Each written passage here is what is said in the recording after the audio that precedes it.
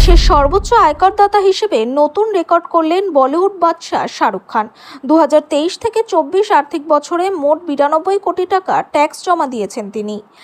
দ্বিতীয় স্থানে রয়েছেন তামিল সুপারস্টার থালাপতি বিজয়, তার জমা দেওয়া আয়করের পরিমাণ 80 কোটি টাকা।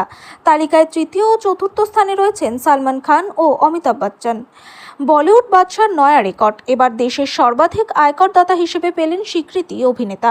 সরকারি তথ্য অনুযায়ী 2023 থেকে 24 আর্থিক বছরে কর বাবদ 92 কোটি টাকা জমা দিয়েছেন শাহরুখ খান, যার ফলে সর্বোচ্চ করদাতাদের তালিকায় শীর্ষস্থানে পৌঁছে গিয়েছেন তিনি। ফরচুন ইন্ডিয়ার দাবি, একের পর এক হিট সিনেমার জেরে 2024 আর্থিক বছরে এসআরকের আয়ের পরিমাণ দাঁড়ায় 2000 কোটি টাকা। ফলে রোজগারের নিরিখে গত অর্থবর্ষে তার ধারের কাছে অন্য সুপারস্টাররা পৌঁছতেই পারেননি। তবে শাহরুখ ছাড়াও আয়করদাতাদের শীর্ষ তালিকায় নাম রয়েছে একাধিক বলিউড ও দক্ষিণ ভারতীয় সিনেমার অভিনেতা অভিনেত্রীর। লিস্টে রয়েছেন একাধিক নামী খেলোয়াড়ও। আয়কর দফতর সূত্রে খবর, শুধুমাত্র হিট সিনেমা থেকেই যে শাহরুখ আয় করছেন এমনটা নয়। ব্র্যান্ড ও নানা ধরনের ব্যবসা থেকেও মোটা টাকা রোজগার করেছেন বলিউডের বাদশা।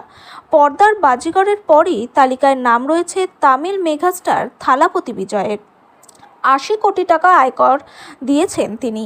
গত আর্থিক বছরে বলিউডে ভাইজানের কোনো সিনেমা বিরাট হিট করেছে এমনটা নয়, কিন্তু তা সত্ত্বেও 75 কোটি টাকা আয়কর দিয়েছেন সালমান খান।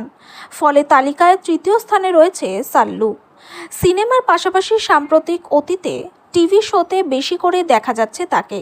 সেখানে উপস্থাপক হিসেবে তাকে ভালোভাবেই গ্রহণ করেছে ভক্তকুল। ফলে টিভি শো থেকে সালমানের উপার্জনের পরিমাণ বেড়েছে বলেই মনে করছে ওয়াকিবহল মহল।